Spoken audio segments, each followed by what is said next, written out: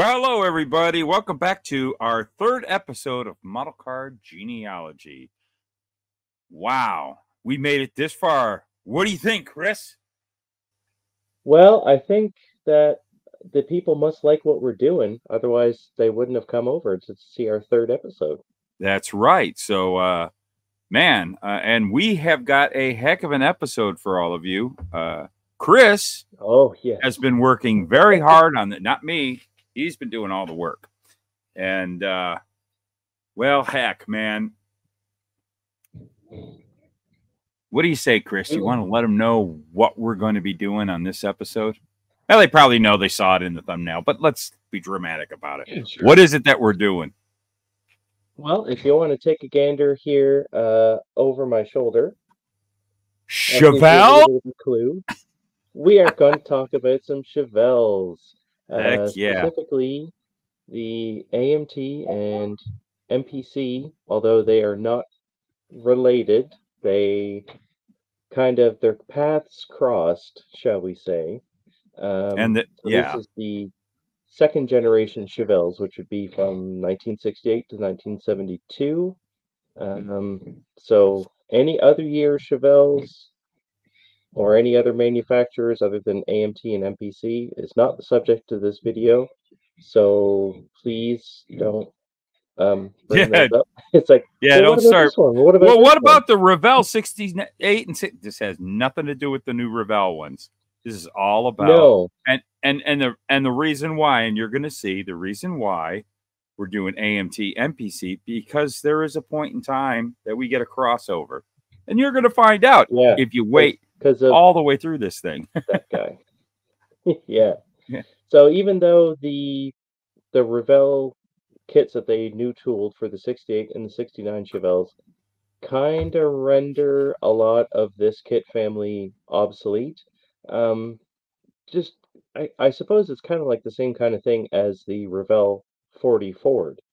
It kind of supplants the AMT version, but at the same time, these kits kind of have their own little charms that people might like, and some things are a little bit better, some things are a little bit worse, but hopefully by following along with the story that I'm going to tell you guys, you'll understand why we kind of still have a bit of an affinity for these kits, and also it might explain why some of them are so dang hard to find, and if you do find them, they are just through the roof. Oh, heck yeah. Yeah. This is going to be a real interesting one. I've been looking forward to it because these are some of my favorite kits. I really like those year Chevelles, and I've got quite a few of them. And yeah, and it's crazy how there's more of them. You contributed as much as you may say that you did nothing. You did contribute a fair bit of knowledge and evidence and a bunch of pictures that you're going to see later on in this Thank episode. You, sir. I appreciate it. Along with our research assistant, Craig Cermak, he helped a lot with trying to get some things figured out and brought up a point that apparently no one had ever, well, I won't say no one, but that some people hadn't considered before, which is a very valid point. But yeah, so that'll be part of the story as once we get going. And Craig has kind of come onto the team. He actually helped us out with that kind of update of our very first episode of the 71 Roadrunner. So Craig's kind of like joined the team. He's kind of like the fifth Beatle, even though there's three of us. So he's not good at math, are we? But Craig is an important part of this show now. He has helped us out a lot. So I want to thank him there. Camera shy. Just a little camera shy. Who knows? Maybe we'll get him on the show one day just to have everybody meet him. But in the meantime, let's take Craig's hard work and your hard work, and I guess a little bit of mine. And you want to start the story? Sure. So, right. Folks might be familiar with the concept of what a promo is. So, if you're not quite up on the terminology, within our hobby, there's a category of kits that we refer to as promos, which were promotional kits that were produced by kit manufacturers. So, AMT, MPC, Revell, they all made promos, and Johan, and well, actually, I don't know if anyone else did, but anyway, so what they would do is because back in the day, car dealerships wouldn't necessarily have all of the various options on the lot. So, you would go in to want to buy a car, and they would have one example of that car sitting on the lot. And if you wanted to know what the other colors would look like, they would have, 25th scale built up models that were either injected in the same color or painted the various colors that you could order from the factory. So you would go into the showroom, you would have these models, and you could pick a color that you wanted, and then you would order it, and it would come in, and you would get your car. So the various kit manufacturers like AMT and MPC, which is the two companies that we're going to be focusing on for this episode, they would bid on contracts with different auto manufacturers, and whoever won the bid for that year would get to produce the models. And this was ended up this practice started in the late 40s, and moving forward, once AMT kind of figured out that they could make a lot of extra money doing this, what they ended up with is they would get a body mold that was essentially paid for by the auto manufacturer, and then they could add their various little customizing bits or detail parts to come out with a full glue kit. So the progression usually was you would start with a promo, and they would put those out for the auto manufacturers, and then they would change it slightly, a little bit, add some customizing parts, and then they would get a glue kit. So that's how you started out with both the promos and then the concept of an annual kit, which throughout the 60s and 70s, a lot of the kits that you will see were originally annuals. So in for most of the 60s, AMT had the contract with General Motors to do their promos, but for the 1968 model year, the contract was they got essentially they got outbid by MPC to do the promos for that year. So if you're looking for annual kits of 1968 General Motors products, you will notice that the AMT versions are a little bit different, and they will say stuff on the box like AMT 468. So they did in 1968. I think they did a Chevy Impala, although it wasn't an Impala on the box. It was a Chevy SS 427, and they did a Camaro, or maybe not a Camaro. They definitely did do a Firebird actually, and something that they ended up doing that was a little bit surprising because they didn't have the contract and it was an all-new car for that year was the 1968 Chevelle. So that box actually had on it AMT 68, and it was the 1968 Chevelle. So they tooled this up in 1967, and that's when it first hit the store shelves. Now, whether or not AMT started development on this kit in the anticipation of having the promo contract, and they didn't get it, who's to know? But this is kind of what started it all right here, is the 1968 Chevelle, and this was done in 1 year only in 1967 for the 68 model year. And this is the basis for pretty much everything else that we're going to talk about for the rest of this episode. Now, up until the Revell 68 Chevelle came out, if you wanted to build a 1968 Chevelle, this is what you had. This was the basis for it, whether you bought a built-up kit or an unassembled kit or a resin copy of it. This is the only game in town that existed. And the interesting thing about this, though, and this was the case for the 68 and later 69 Chevelles, starting with this one up until the early 90s, there was no factory stock building option. So it came with it came with the big block engine. So in '68, even though it was called the 396, when did it switch to the 402? Was it '68 or '69? Oh, 402? Actually, that would be 71. Oh, okay. So, all right. So it was big block Chevrolet engine. But the only intake options that you had for it in the original kits was you could do a Hillborn fuel injection, or you could do a blower. So it had a three-piece GMC blower that you could put on it, and I think it only had headers. So there was no stock intake manifold, there was no stock exhaust manifold. So you could only, like, I mean, you could, like, if you glued the hood shut or you just never opened the hood, you could build what looked like a stock '68 Chevelle.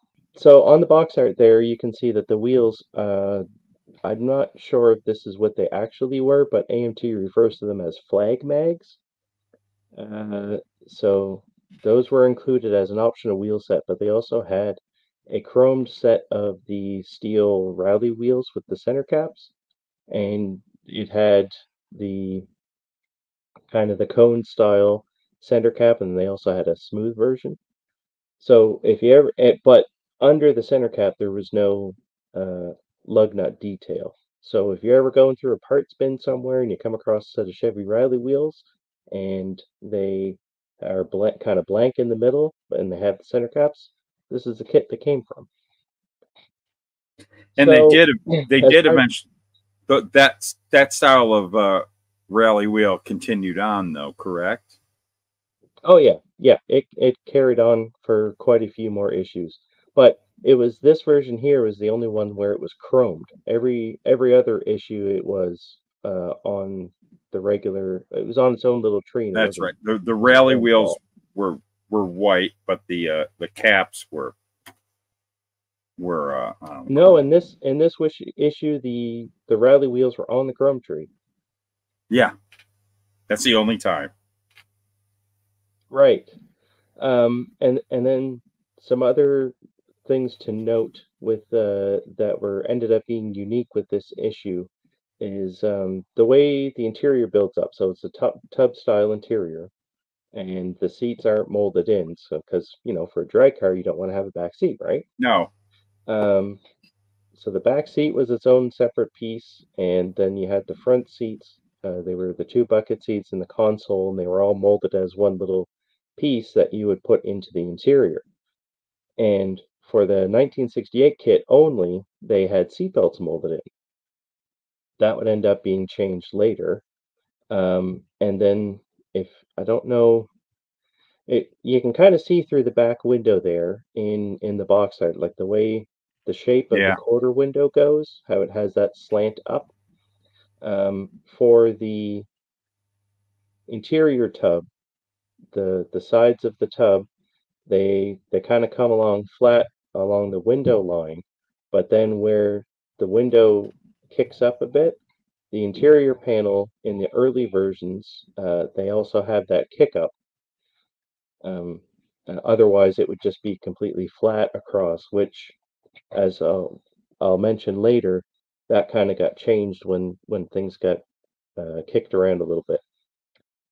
So, as part of the promotional program and as a cost-saving measure, rather than creating an entirely new mold each year, what the kit companies would do is if there were minor changes to the body, they would just modify the tool to create a new body, which is why this 1968 Chevelle was the only version ever done, because it was updated to be the 1969 Chevelle. So this one was updated, and it came out in 1968. Some things that are worth mentioning, and if you look on the box art here, it still has the vent windows, which were deleted from the actual car for the 1968 model year, or sorry, 69 model year, and the model actually doesn't have the vent windows, but they're still on this box art. and the marker lights that you can see on the front fender, those are the 1968 style. So on this picture, the white portion is the turn signal, and the black portion would have the engine displacement call out. Yep. But they changed that style for 69, and this box art still has it for some reason. And then the real big thing that really puts the AMT kit apart from the new Revell version is, for whatever reason that will only be lost to time, the 69 Chevelle still has the body trim of the 68. For whatever reason, they didn't change it. So if you can see the chrome trim that comes down behind the grill and then goes underneath the lighter green under the Ratman, that's a trim line that is still there on the latest 69 Chevelle that they put out like within the past couple of years. No kidding. So for some reason, that trim line is still there. Now, my guess would be that they didn't quite have, even though AMT did have the contract from GM to do these promos for 1969, they may have had some miscommunications with what the trim packages were going to be, because there were trim packages for the 69 Chevelle that had that body line molding, but the SS396 wasn't one of them. But so it's still there. They updated the body to be the 69 style. One thing that's going to change later on is, if you look at the front bumper, at the front of the bumper there's the black rectangles with the turn signals in it. And in the original kits, those are completely molded open, and there's no actual turn signals there. So they're open there. And then what will end up changing later on is, for the rear of the car, the bumper and the taillight bezels, are molded together as one piece, and then they're separate transparent red lenses for the taillights. And that was only in like this first issue, and then they ended up changing it. And I think there were some companies that were making copies because they looked a lot better than what we got later on. But we'll get to that a little bit later.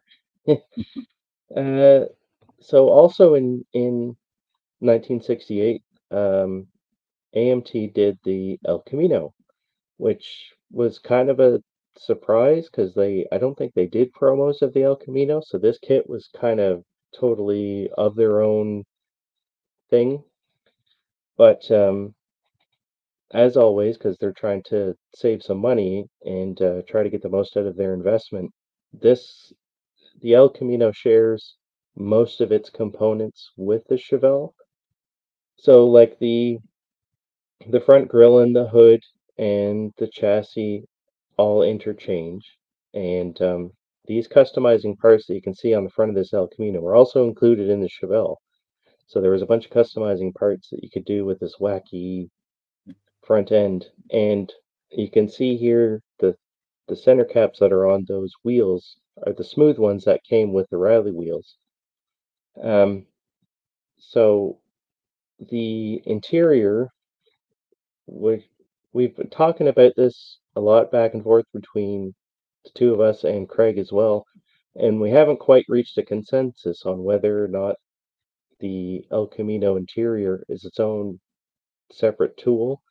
But what kind of appears that may be the case is that the interior tub, as it was originally designed, could be basically split in two.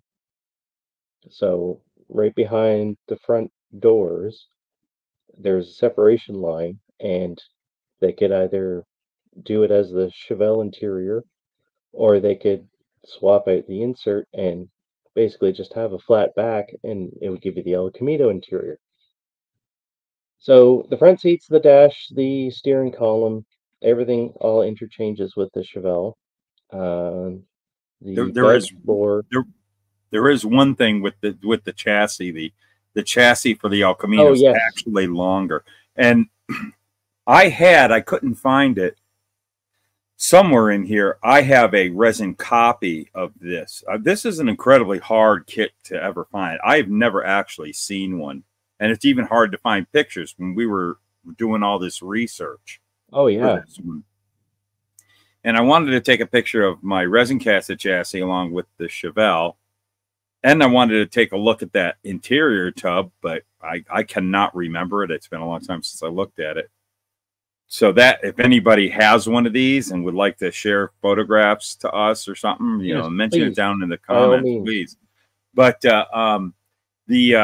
you could definitely see on the El Camino and on the Chevelle chassis, you could see there was a line where somehow they stretched the El Camino chassis, which I would imagine the El Camino chassis was made after the Chevelle chassis. So however they did it. So.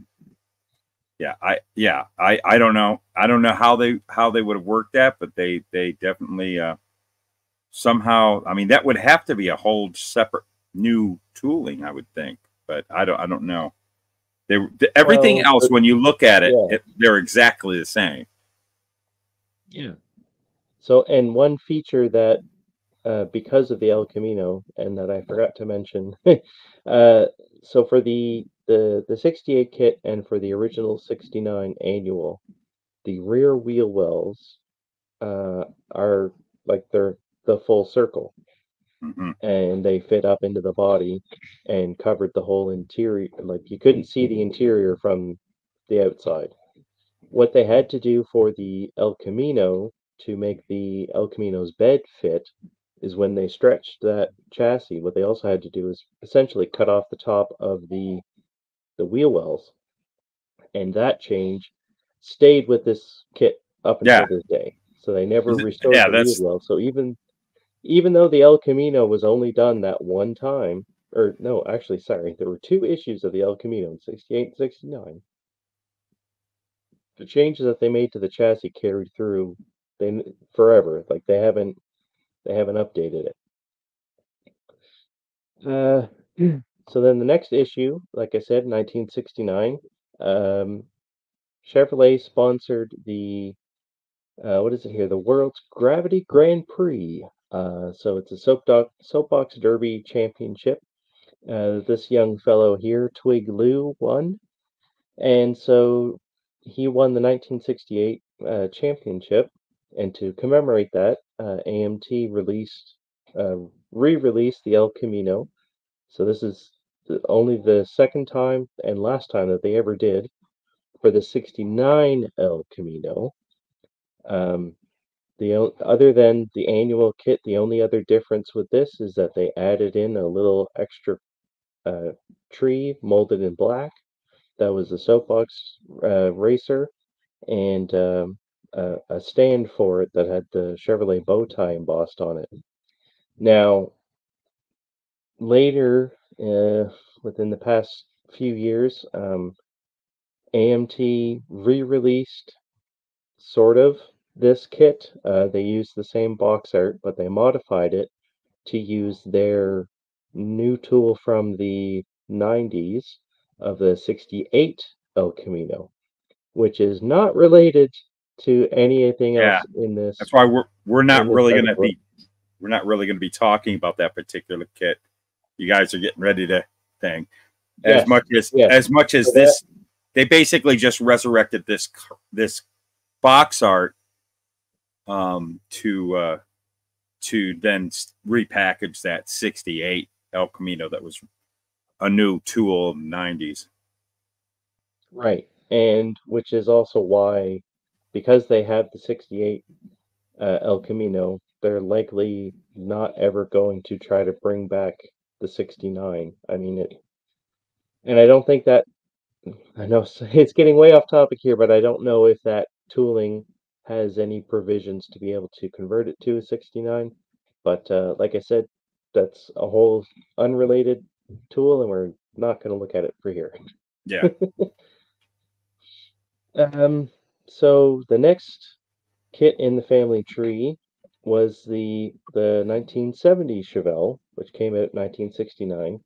So, I mean, everybody has their own preferences and favorites, but when it comes to Chevelles, if you mention to somebody a Chevelle muscle car, 9 times out of 10, they're thinking of a 1970. Because this seems to be the one that is the most iconic Chevelle that everybody loves. Then everybody tends to consider this as being the pinnacle of Chevelle design. I disagree, but that's neither here nor there. So for the Motor City Stalker series, what AMT did here was they kind of tried to get an extra little bang for their buck out of the tooling investments, so you could say. So they would do the promo for the for Chevrolet to have at the dealerships. And then with this Motor City Stalker series, what they did is they basically took all of the parts that would make the promo and just put it in a box and sold it as the Motor City Stalkers.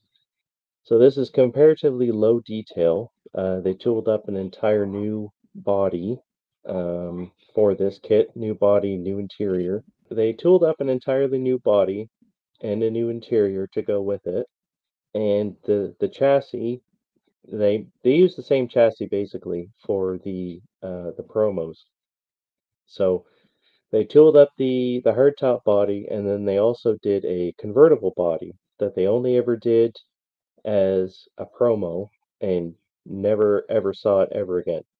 But the promo chassis, they used that on like the 69, the 70, and later on other years. So the chassis carries on. It has just about everything molded into it except for whatever reason, it has a separate engine insert. So it's just the bottom of the engine and transmission and part of the exhaust.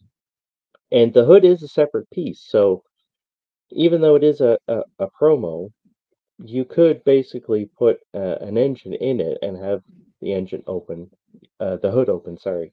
You would have to add a bunch of other extra detailing parts because like the firewall wasn't included in this version or anything.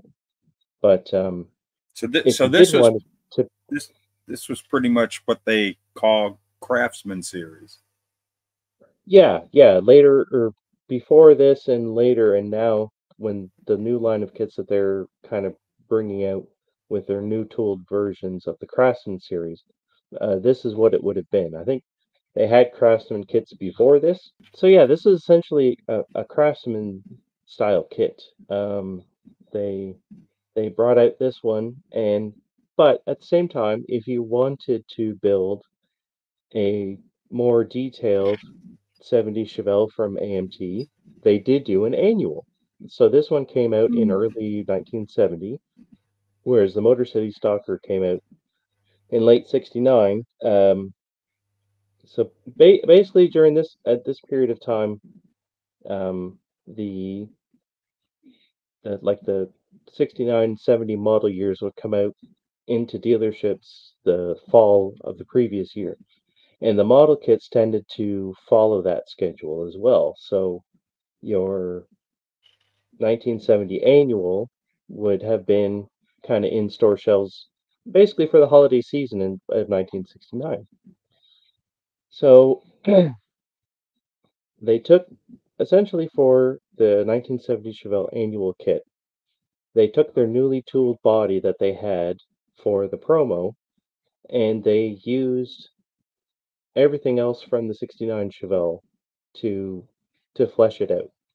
So it used the same chassis plate and the engine trees and the wheels and suspension, like everything carried over for this. But with the one significant difference is that for the 70 and on annual kits, you could build it factory stock. So added to the trees was the stock intake manifold, exhaust manifolds, single carburetor, the air cleaner.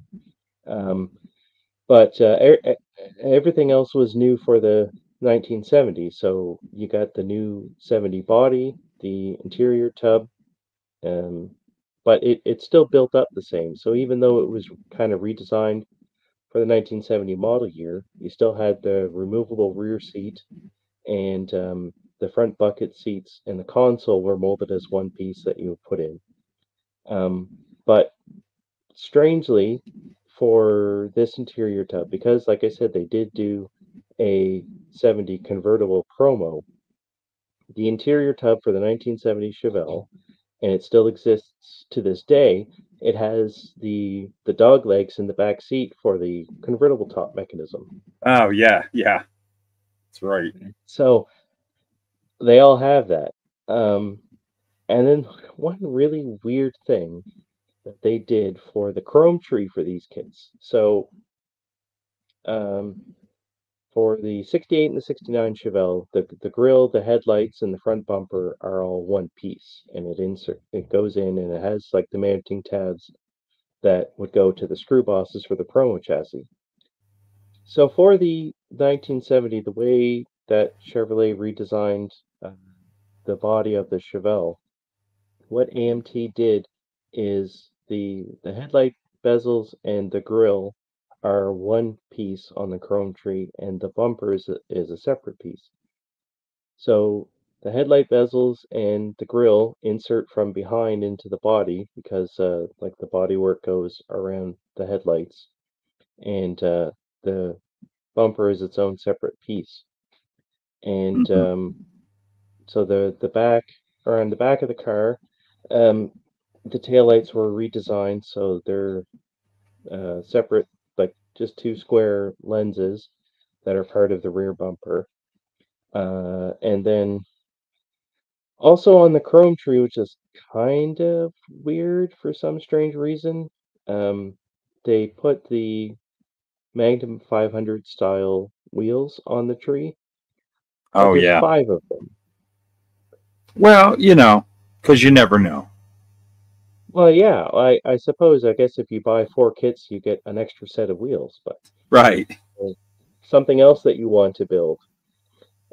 So another weird kind of quirk about this 1970 annual is that the annual and the Motor City Stalkers release, the underside of the hood is completely smooth, so there's no engraving detail, whereas the 68 and the 69s had like the hood supports and the insulation engraving, and also I think a cutout where you could, like scribing lines where you could cut out for the injector hat. So otherwise, it has the same building options and the same suspension parts, so you could build this version here.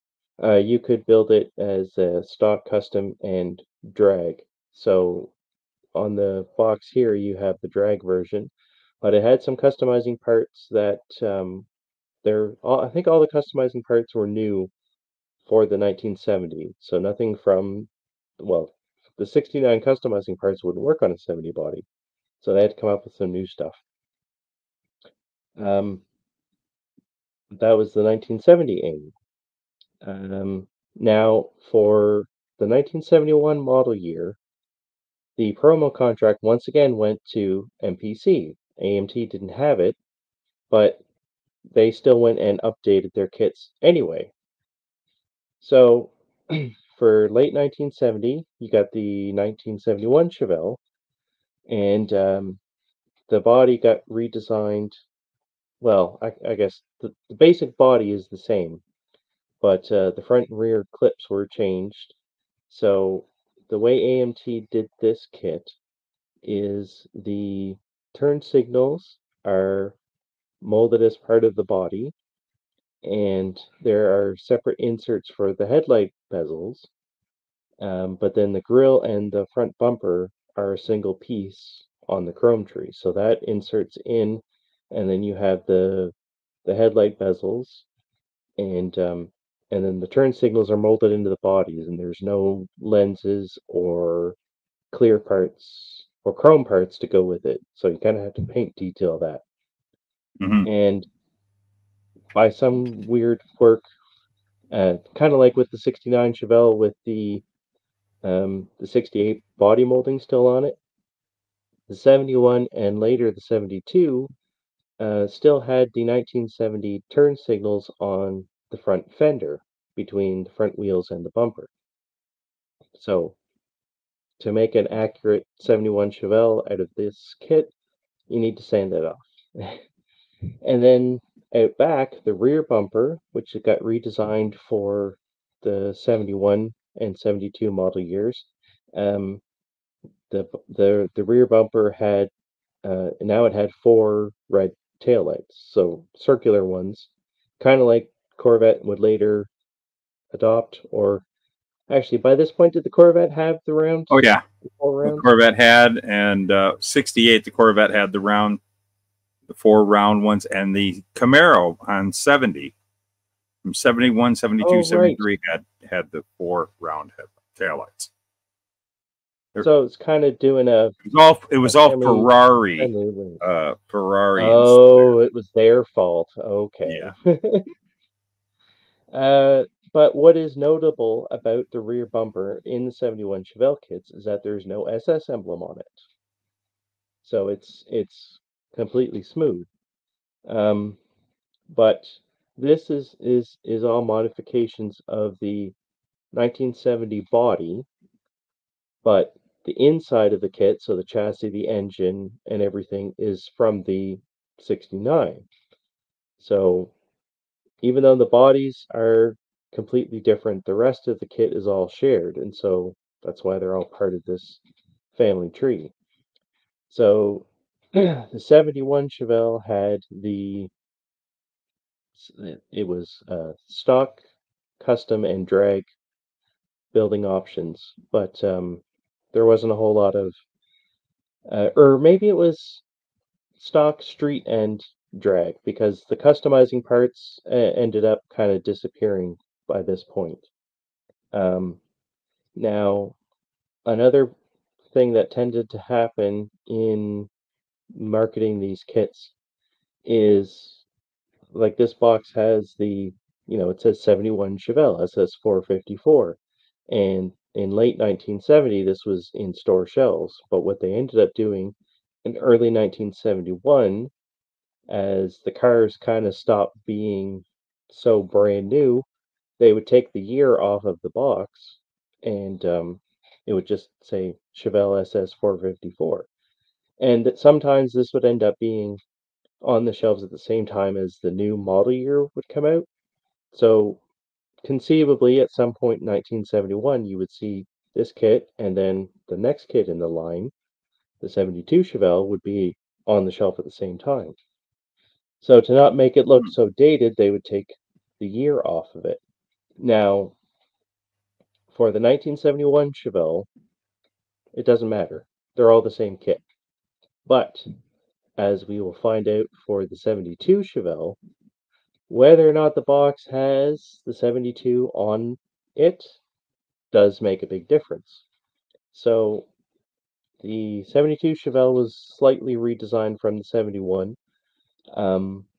It's not as drastic as a change as going from, say, 69 to 70 or 70 to 71 to go from 71 to 72. Possibly because the 73 Chevelle ended up being a completely different car, and so they didn't want to do some drastic changes. So the only differences between this kit and the 72 is the way that they handled the modifications. So the turn signals are still molded in as part of the body, and there's still no chrome inserts or lenses to go with it. But now for the 72, the grille, headlight bezels, and the front bumper are all molded in one piece. So even here on the box art, they have a, you can see the body color is part of the trim between the grille and the bumper. But in scale on this particular kit, you would have to do that by hand. Like, they're not separate pieces that you could paint individually. And the rear bumper gained the SS emblem that it's supposed to have. So for the SS package on the Chevelles, you would get the SS badge on the grille, and then you would also have it on the rear bumper, kind of above the license plate. And they changed up the building options for the 72 Chevelle. So now it was a stock, drag, and Pro Street options. So as part of that, you gained a high-rise intake manifolds, a high-rise dual quad intake manifold, and a couple other extra bits. And there was a couple of different types of scoops, like this interesting looking, very 70s style. I want to call it a grump lump, even though I know you will correct me and say that that's not a grump lump, but that's what it makes me think of. It was similar. And then, so going into late 71, early 72, you had this version. And then at some point in 72, they took the 72 off of the box. I mean, it's the same box art, but as I said, for the 72 Chevelle, this is going to be a big difference on what you get in the box, because the 72 on the box, from what I have been able to find, now, Cunningham's Law will tell you that if you ever want to have a correct answer for something, don't ask a question on the internet, state a response to your question. So, if I am wrong, please, I want to know. From the best that I've been able to determine, this is what occurred.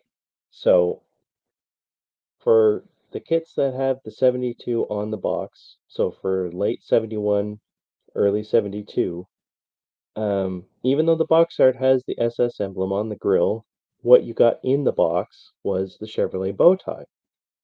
And then when they altered the run partway through to do the plain box with no model year on it, they modified the grille to have the SS emblem, which is the grille that would stay with this tooling while it was still configured as a 72. So there are some later reissues of this kit, as we'll see, and they all have the 72 grille, and it has the SS emblem in it. And actually, this picture with the 72 grille with the SS emblem is courtesy of my co-host here. This is from his stash. In the parts box, the car is long gone. So we both would desperately love to get our hands on one of these bow tie grills. Yes, I would love to. In my case, I just would love to have one. In Matt's case, it might end up on, Andy's dropped in rubber Luke C products line. Yeah. There's another interesting thing that for some reason, I don't know why, but in the 70 Chevelle and the 71 Chevelle, the AMTs we're talking about, but I can't remember. Possibly, yes, the 71 Chevelle. The Chevelle actually has it's the whole front fender extension, which has the blinker, the opening for the headlight, and there's a piece that goes over here and stops here, and the hood is behind it, and then the hood comes wraps around, then goes to the front of the grill. 72, these 72s, for some reason, they extended the hood and omitted that completely. So the hood all the way across, even above the headlights, the hood goes all the way to the headlight bezel. Yeah, only thanks for reminding me. I forgot about that. Yeah, and that was always annoying. Yeah, because even though the hood looks the same between the 70 up to 72 Chevelles, when we're talking about the original kits, so for the original 70, 71, 72, they don't all interchange. They are all slightly different lengths, like from the windshield to the hood. they're all slightly different lengths to accommodate those spacing, whether there's the headlight panels or not. I kind of got a little confused trying to keep it all straight. Yeah, I know you and Craig provided all the pictures for all of these, but I kind of lost track of which one was which. But that is something to keep note of if you are, say for example, you are assembling a bunch of parts kits and you want to try to build, you know, a 71 Chevelle, for example, and you have like just the body and you're using hood and grills and interior parts and everything like that from other kits. That's something that you need to keep in mind, is that the hood from a 72 might not fit. But that's 70 and 71. And but then as we go on, that gets a little screwy. Oh, spoilers! Spoilers! We'll not talk about that yet. Yeah, because just in case, they're you see it right there. Yes. So, well, between 71 and the 72, you can really see how different the front end of them looks. So for the 71, like I said, the grille and the bumper were one piece, and then the headlight bezels were inserts that went in with the body. And then the headlights were added to the grille parts. So even though this picture here is from a later reissue of the 72, the body is the same as the annual kit. And so, ta-da! Red alert! Red alert! The Red Alert drag car. So Bob Hamilton's Red Alert was a 1970 Chevelle, not a 72. So he was racing this car at the time and caught the attention of AMT, and they decided to sponsor him. So they got their logo on the car, and as part of that deal, they decided to release a model kit of his car.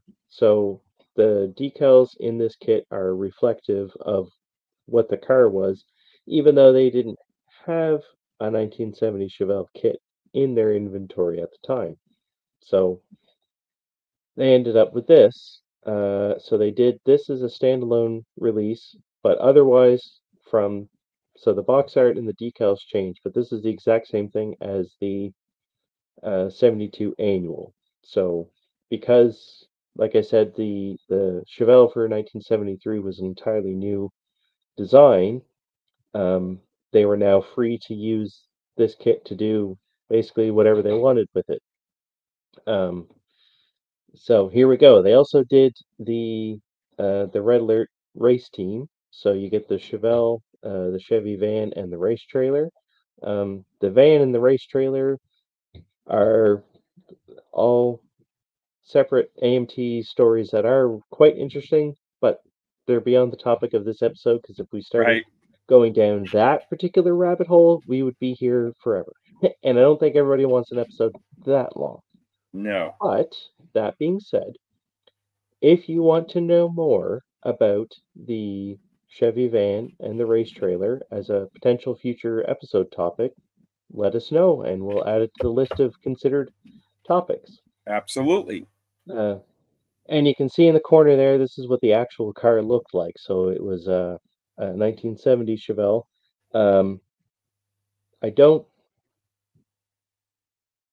That's not a period picture. This car actually still exists and still races today. So this is a modern picture, but that is the same car that has been raced since the car, and it's never been restored, for the best of my knowledge about it. It has been well kept. So as it races today, and it's only exhibition races, it doesn't actually compete. It is the way Bob had it, and nothing's been changed, but maybe a few safety features for the person who owns it now, who will do an exhibition run down the track. But it is pretty much at 1972, 73 specs, racing specs. And of course, original paint and all that stuff, and the yellow engine block that it's famous for. But I hope to one day build a cool, accurate model of this kit. So I've got a lot of research in it. Yeah. Oh, and the other difference too, besides it being the model kit being a 72 body and the car being a 70 body, the wheels that are included in the kit aren't what were on the car, right? No. So the only thing that's accurate in the kit are the decals. Yeah. Really? Yeah. Everything else is completely different. Yeah. So up until now, we've been covering the AMT efforts, but across town, MPC was developing their own tool. So as I mentioned before, for the 1971 model year, the promo contract for GM went to MPC, and they are the ones that tooled up the promos to go to dealers. And like I said, they were completely separate companies. They kind of shared some staff, but again, that's a story for another time. But if you will stay with me for the duration of me going through the MPC efforts, they crossed paths later on in a strange way, and I'm not talking about them both being owned by the same company today. It kind of ties into it, but these two kit lines, although they are totally unrelated, aside from being subject, like they're the kits of the same subject, there's nothing else in common. So keep that in mind. In 1970, for the 1971 model year, MPC tooled up the Chevelle, and it, like I said, a completely different tool, and their building options were kind of odd. They did stock, pro stock, or the wild version, spoof parts. It's really strange. But and the way they constructed the kit was a little bit different from what AMT did. So the first most notable on the exterior is that from the get-go for the 71 Chevelle, the headlights, the grille, and the front bumper are all one piece. Whereas the AMT for 71, the headlight bezels were separate inserts. On the MPC, they were all one piece. And the other weird kind of thing that they did is the grille, although it was all molded in, was basically the grille surround. And then, like what you see on the box art here, the black portion of the grille, it was a separate insert piece that was on a different tree. And the pattern changed for 71 and later the 72, but the grille shell itself was the same. So that's kind of a weird little quirk. I'd say. And so these spoof parts that they did, it was the 70s. What can you say? Yeah. Look at those. They had those bolts on the spoiler. Well, it's a bolt-on spoiler. I see that. Literally. So the spoiler was on the body color tree. It had chrome bolts. It had the safety hood pins. They're actually safety pins. Yeah. Look at that. Oh, well, it was just after the summer of love, and well, there was a lot of mind-altering chemicals used in those days. Oh yeah, with artists. So. Yeah, and then you get like this whole other grossly exaggerated hood scoop, oversized carburetors, and clear velocity stacks. I don't know. Yeah, why not? Kind of a neat little touch. And having your carburetors tilted, one forward and one backwards, that's going to work out. Oh yeah, just don't try to adjust the floats on those. It's no. One interesting thing about this kit too is that this was the first time that we saw associated with the Chevelles, either AMT or with this MPC, is actually, and I went and looked this up, and I found in Chevrolet literature at the time they were called the code AU wheels, which are most commonly associated with the Camaro Z28, or as you said, they're the Z wheels. So it's the 5-spoke 15x7 steel wheels. Yeah. From the get-go, they were included in the MPC kit. They would later be added into the AMT kit. We'll get there, but they do show up again. So you could build this factory stock with the single 4-barrel intake manifold and exhaust manifolds, or you could do tunnel ram or this crazy spoof thingy. There was a couple of different hood scoops that were included, and another big difference between the AMT and the MPC kits is the way that they handled the interior. So they did the tub style interior as well, same as AMT did, but the center console is molded in as part of the interior tub. And then I think the rear seat is also part, so it's not a separate piece. And the front bucket seats are their own individual pieces, and they have separate headrests, whereas the AMT kits, the seat is all just one thing. There's no separate headrest pieces. The MPC kit has always had the separate headrests. Yeah, they're pretty cool. They're pretty accurate. Yeah. And another detail that is important to consider for the MPC kits as they would later evolve is that for the original annuals, the 71 and the 72, they have the cowl induction hood, and there's a molded in cowl flap. So at the back of the hood, which I guess depending on where, if you're looking at the front of the car, sorry, the back of the hood against the windshield, there's a cowl flap that was vacuum activated. So depending on where the throttle position was, that flap would open and close. And the original MPC Chevelles had that engraved in. So like, I mean, it wasn't like a separate piece that you could open or anything. Unless you're Mark Batson, of course, in which case you're going to open it. But yeah, so it was engraved onto the hood. That would change later. We'll get there. Trust me.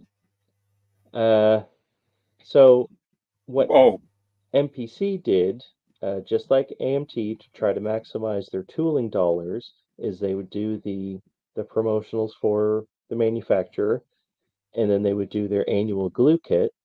And then what MPC's thing to do was to take the body, just the body, and toss it in with some other parts to make a race car of some sort. So they did the Chevelle Street Funny for 1971. So this is the 71 Chevelle body. But they took out all of the other building options. So the Street Funny version that you see on this box is the only thing you could build out of this kit. So even though it's supposed to be a funny car, it still was the same basic kit. So it used the same chassis pan, interior, and everything. So now you get a blower and an injector hat. The spoof parts aren't in this one, but the only grill was this custom one that would end up carrying on. So it was just kind of a mesh grill, and there's no chromed bumper in this kit either. So there's just like a front pan insert, and then you get this chin spoiler, which would later end up carrying on into later versions of this kit. For the zoomies, it's this weird little construction where there is a muffler piece that mounts, just glued right to the bottom of the chassis pan, right behind the front wheels, and you get a piece that goes from the exhaust manifold to this muffler. So it has a single inlet, and then it has the zoomy pipes coming out the side of this muffler. So there aren't four exhaust pipes on each side going straight from the head all the way out to the side here like this. I'm sure it looks great on a shelf, but yeah, it's kind of weird.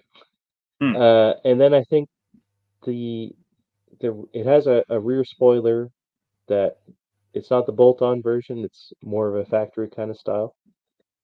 And then the front wheels are funny car style, so there's two pieces, they're Halibran style spoked ones, and then the rears are Halibran funny car wheels kind of thing.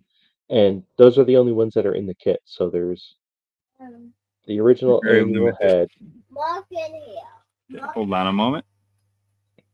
What? Mark in our house. What about it? He in our house. It's okay for him to be in our house. Nope, I don't. You don't want him in the house? No, you have to discuss that with him.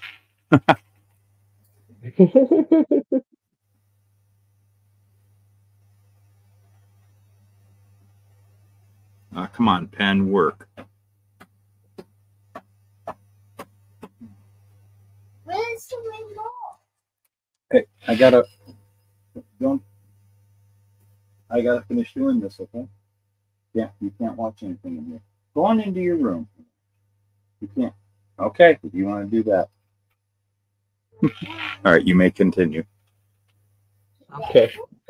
All right. So the 71 annual kit had the stock wheels and a custom set of wheels on the tree, but for this issue, the chrome tree was modified. You could only build this version of it. So you had the Halibran style funny car wheels front and rear. There were some drag slicks. So although this kit kind of has some interesting bits to it, those parts would reappear later. I don't know how sought after this release would be on the collector's market, but being that it's an original 71 Chevelle from MPC, it probably commands quite a price premium. Oh, I imagine, because quite honestly, until you dug this up, I have never seen that kit. Oh, really? I've never seen that box art. I see the one before it with all the freak stuff. Those are pretty, I don't want to say common, but they're really well known. So I also did that type of treatment to the Vegas and the Camaros and had the crazy, the box art with the crazy cartoon stuff. But this one here, I have never, ever, ever seen before. Well, and maybe part of the reason why you don't see this one as often is, especially if you're just looking at sealed examples, it might seem that it's just the body with the funny car chassis in it, but this is actually a mostly stock kit with some extra add-ons. But I mean, a well-stocked modeler would be able to build this as factory stock, no problem, with what comes in this box. So maybe this one didn't sell as well back in the day, and that's why you don't see them around as often. Yeah, very true. It exists. And it's a cool looking box art, man. It is cool looking. Yeah, I mean, if it was properly constructed, like accurate to how a real car would work, it would end up being a pretty sweet little kit. Yeah. So for the 1972 model year, AMT brought out the Chevelle again. They updated the parts. The grille inserts changed, even though the real car has, I mean, if you look at the grille, whereas the 71 kind of has two segments to it, the 72 has kind of looks like there's three segments, right? Like there's two heavier chrome bars like on either side of the SS emblem. But even still, for this annual kit, it shares the grille surround with the 71 and has those separate inserts. So the pattern on them is different, but otherwise this is the exact same kit. They modified the grille pattern slightly. They changed the engraving on the body for the turn signals because on the 71 there's like two lights. Excuse me. And on the 72 it's one piece. Otherwise, the whole rest of the kit remained the same. The MPC kits for 71 and 72, they both have had the SS emblem on the rear bumper from the start, so there's no smooth version like there was with the AMT version. But yeah, I think the building option for this still carried over the same. There were still some spoof parts in this one, sadly. Yeah. And then you had your various hood scoops for the Pro Stock and the drag versions.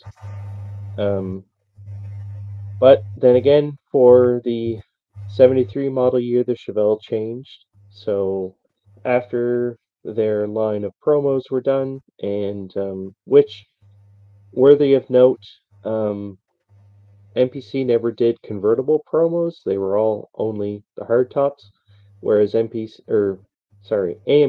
did do a 69 and a 70 convertible promo body. The MPCs were only ever hardtops. So after the 1972 model year, MPC was free to do whatever they could with this tool to make the most out of their money. So kind of repeating a move that AMT did, they came out with the Jim Hurtubise Chevelle NASCAR kit. Oh boy, yeah, this goes crazy. This is where things get really intense. So this kit was in production approximately from 1972 to 1974. So it was on the shelves for a while. The box art has always been the same. The real car was a 1970 Chevelle. The kit was a 72 body originally. Stick a pin in that. The only outside difference between all of these kits on the box is you see in the lower corner there's the red stripe. The logo that was in that stripe changed at some point during the production run. However, unlike with the AMT kits, the logo on that stripe has no bearing on what you're going to find inside, which is kind of a bummer if you're searching around for certain versions. There's no ink and no indication on the box for you. Right. So changes that they made to this body, they smoothed it out to make it a NASCAR racer. So all the body trim has been removed. The signal lights and the door handles have molded in block-off plates. And there was, if you see on the box art here, between the high and the life is where the fuel filler is. So on the original issues of this kit, there was a square hole kind of put in there for a chrome insert for the fuel filler. And then the front bumper and grill area, everything was smoothed, and the grill was just a mesh pattern. And then there was block-off plates for the headlights. And then around back, it was the same thing. There was block-off plates to cover up the quad tail lights. The rest of and also, sorry, there's on the front and rear windshields, there's the tabs for the braces so that the glass doesn't fly out on you when you're on the racetrack. Yes, important. But the roll cage and the chassis and suspension and everything is shared with the rest of the MPC NASCAR kits, and it's the correct me if I'm wrong, but this is the modular chassis where it's like in two pieces and you adjust the wheelbase. Yep, right. Exactly. So otherwise, and so this was something that I haven't been keeping track of. Sorry, which if this kind of thing is important for you, in the description of this video will be a link to the article on my website that goes into a lot more in depth on these kits. But the color of the plastic, everything else except for the MPC 71 annual, it was molded in red. I don't know why. It's a pain in the butt to deal with red plastic from this time period, but pretty much everything else was molded in white, except once we start getting into these NASCAR kits. So the body for this is molded in white, and the chassis shared components are black. Yes. Which, when you're doing a race car, is not as big of a deal, I don't think. I think the chassis in this car would have been red anyway, so it would have covered over the black pretty good, I think. Probably. So, with this being in production for 2 years, again, for reasons that will be forever lost to time, at some point during that production run, MPC started altering the body for this kit.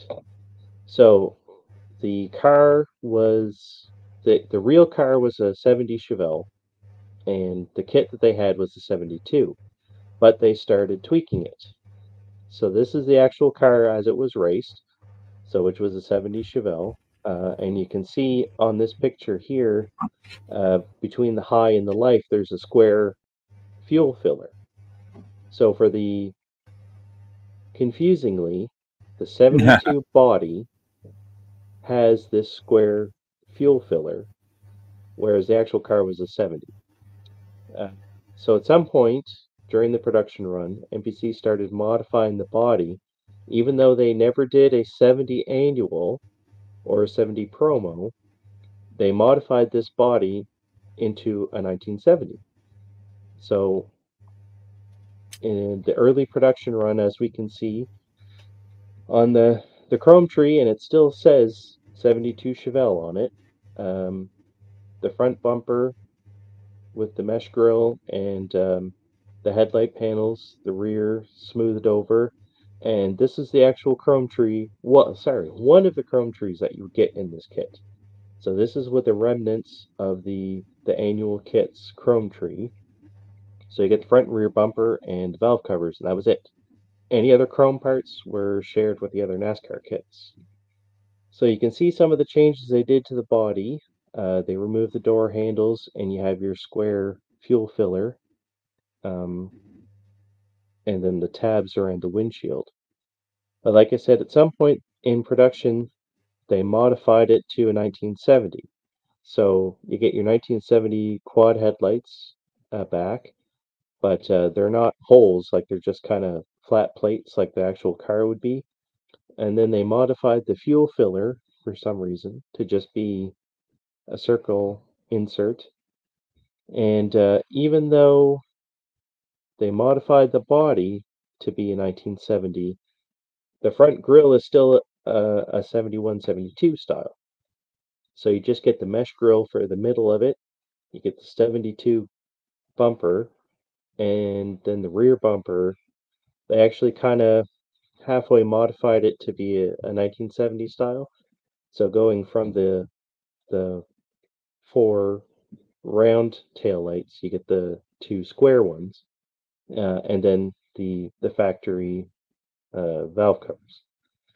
So again, invoking Cunningham's law, until we have a video of somebody opening one of these kits straight out of the box, a sealed kit, 72 on the box, 70 body in the box, it's very, very difficult to try to find pictures of these differences because these are highly sought after collectible items.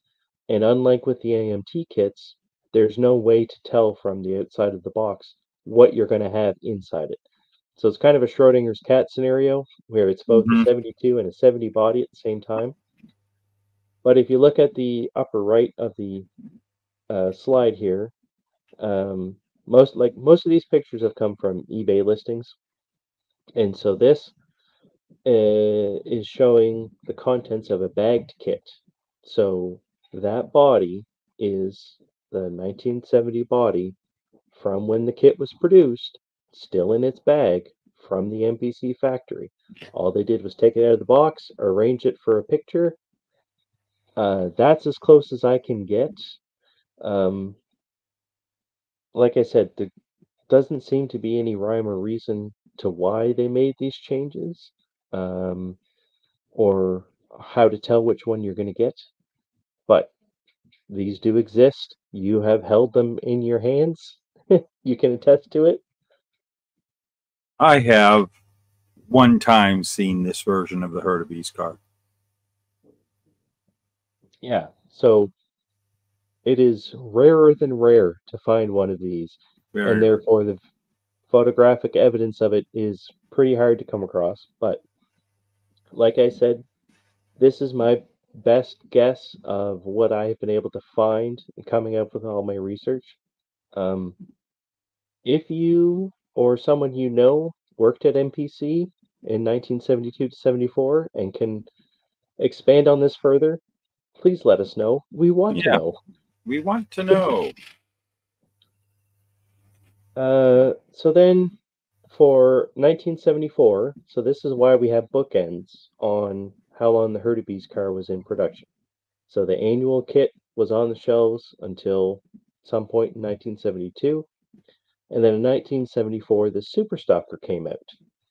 So the Hurtubise car was in production roughly 2 years. Super Stalker line was another series of kits that MPC was doing at the time. This time for shorter oval tracks. Whether I suppose this would be an asphalt car, right? Like this wouldn't be dirt. Yeah, it could be either or. I'm trying to say it looks like it depicts an asphalt racetrack. So, well, I suppose it has windshield, so it's probably not dirt.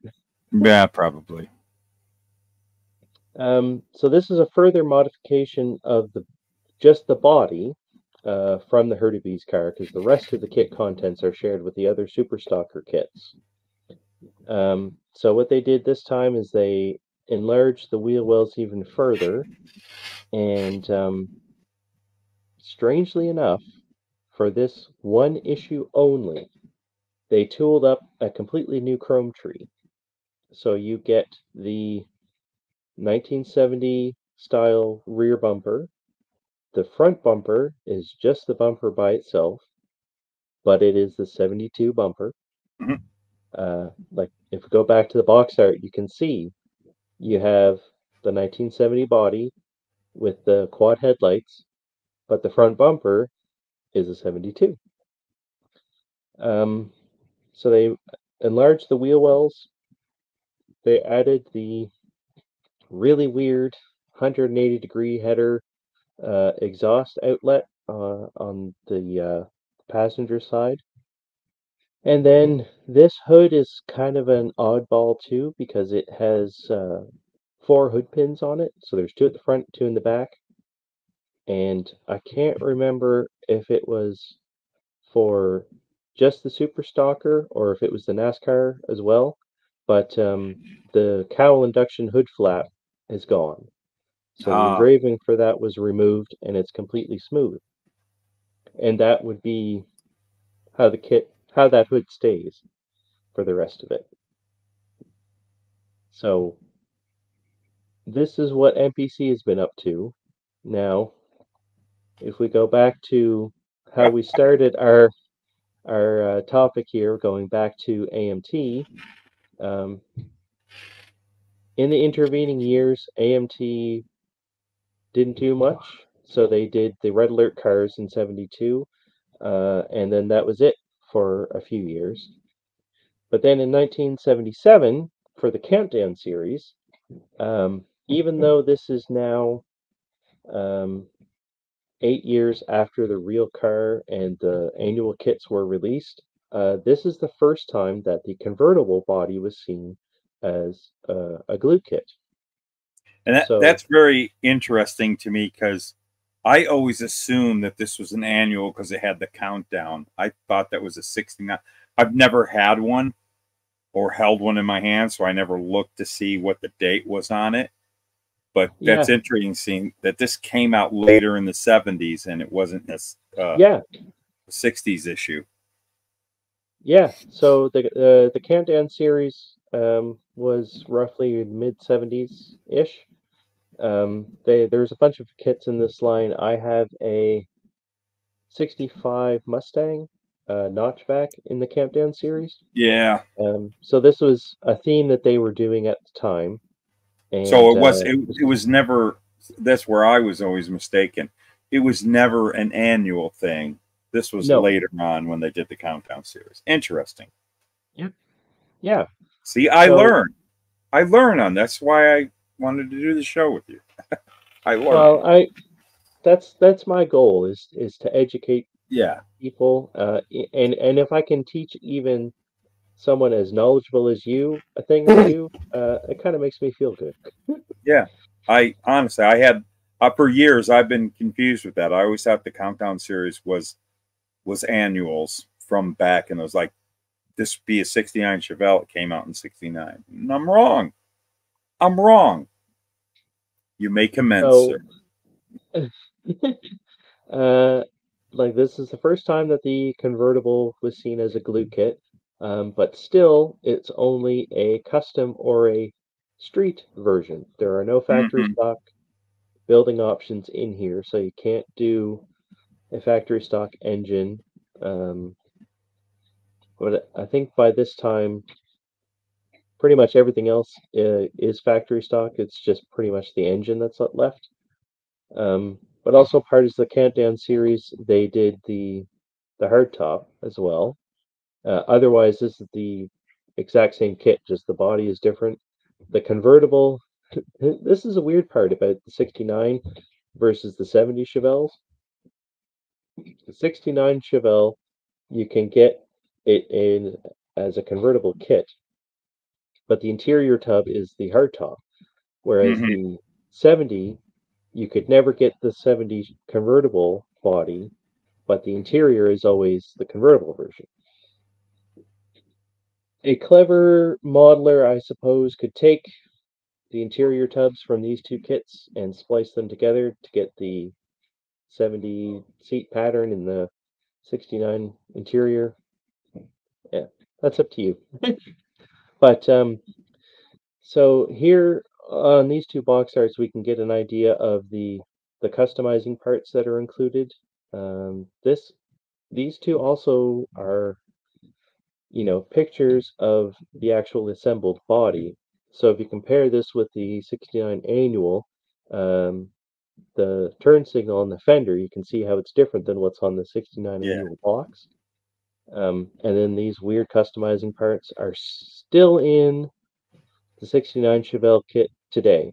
So if you go pick up the current version that should be available at any well-stocked hobby shop, it's going to have these wacky customizing parts in them. Right. So here's the change between the rear bumper for the 69 Chevelles. So the original 69 had the engraved license plate for the model year, and then the taillight bezels were part of the bumper, and you had your separate transparent red lenses. And for whatever reason, when they reissued these kits for the Countdown series, they modified the rear bumper. So now you have like these little locating tabs that are on the rear bumper, and then the tail lights are completely chrome, and you have to paint the lenses red. There's no separate lens inserts.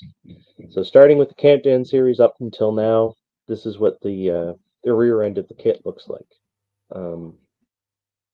There was a company that was producing resin copies of the original 69. I don't like they were like resin copies, but they were plated and transparent red. I Yeah. I have a set. I can't remember who it was that made it or if they're still around. I believe it was Model House. So they've been long Okay, gone. that would make sense. Yes. So they exist out there if you want to try to find one or build a Revell kit. Oh, well, that's up to you. Yeah, at this point, I just would build a Revell. No problems. So, in about, I think it was 1977 or so, um, another story that is beyond the topic of this episode, but AMT was under new ownership. It was purchased by Lesney in the UK as part of the Matchbox brand. So they started reissuing some kits with their logo on the box. So the 72 Chevelle came back in 1979 with the Street Machines version. And this was molded in a blue that is pretty close to what you see on the box. But yes, it was. Other than that, it is almost a straight reissue of the 72 annual.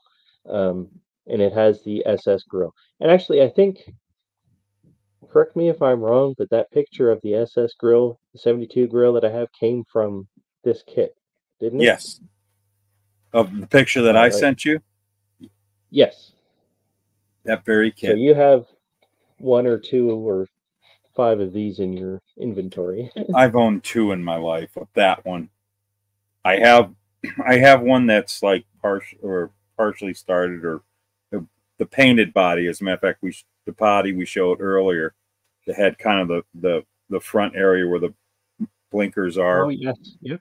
That were red, and the rest of it was white. But if we had a picture, we'll be probably showing here in a little bit of it flipped over, you can see it's that blue.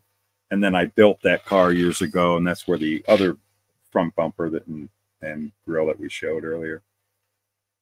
Okay. If anybody cares, but yes, I bought so real quick. I mean, this box art, it came out in '79, and it ran because I bought this kit off the shelf, brand new, in that configuration of box art in 1985.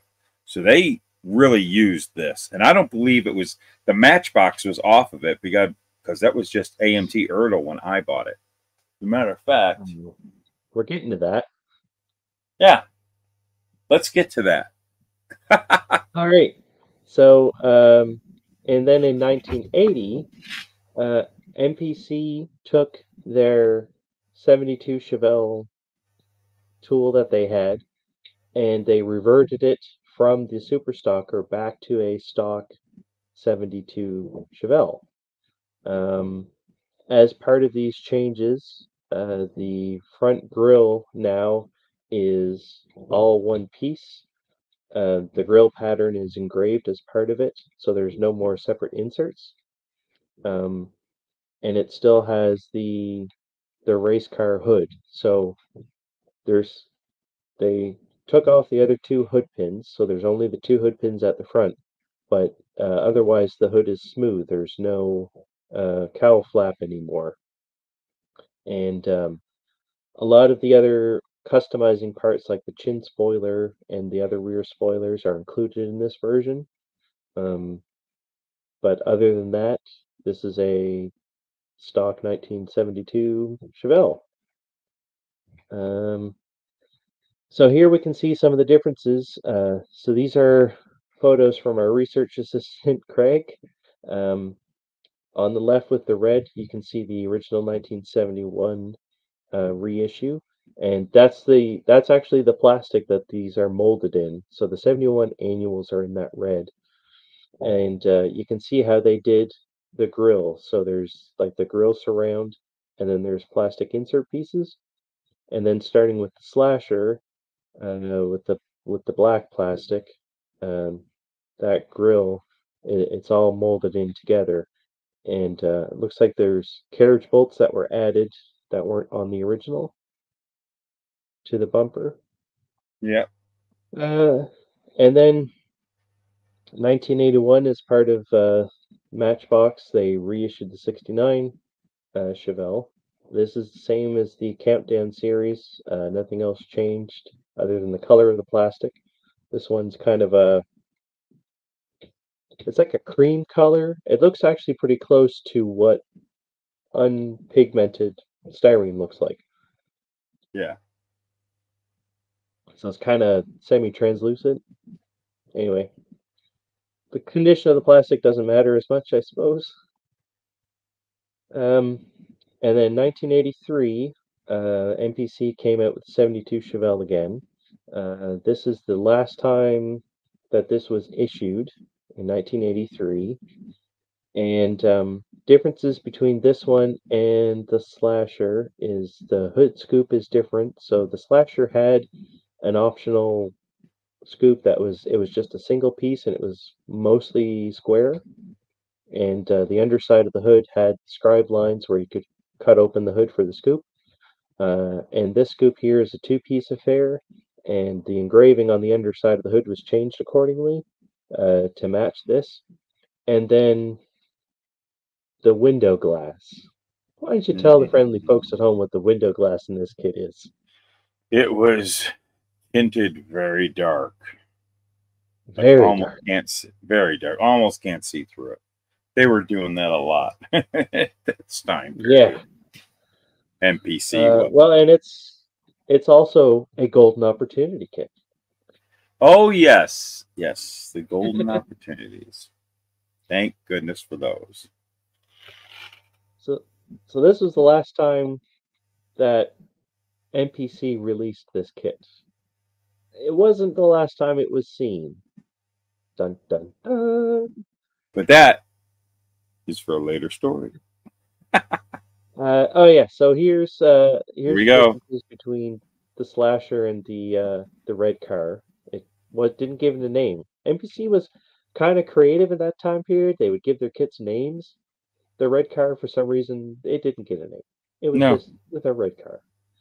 So here you can see the deeply tinted glass in the red car. The difference in the hoods, how the cutout and the hood scoops are different. And you can see how there's the two hood pins at the front, and there's no cowl flap. So that was completely removed from the hood. At some point between 1979 and 1983, AMT was purchased by Ertl, and very early on in their ownership of AMT, they kept issuing a lot of kits that AMT Matchbox had put out with like the exact same box art, and in some cases all they would do is they would take the box, put a sticker over the Matchbox logo with the Ertl, and then resell it.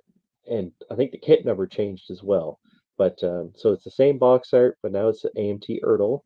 The color of the plastic changed a little bit. So this is a very pale blue, which like in the pictures that you provided and that we saw earlier, it almost looks white until if you look at the underside of it, compare it to something that's stark white, you can see that it's actually blue, but it's very pale blue.